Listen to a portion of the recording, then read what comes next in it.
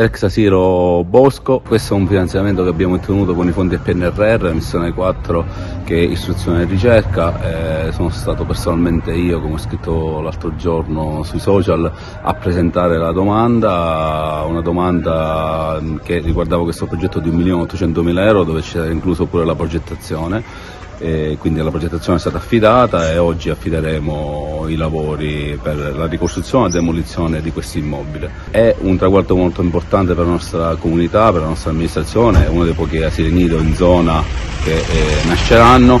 Verrà fatto su 2 piani, con uno ascensore interno, ci sarà pure la mensa interna, la cucina interna e pure, visto che si tratta di un asilo nido, anche la zona allattamento.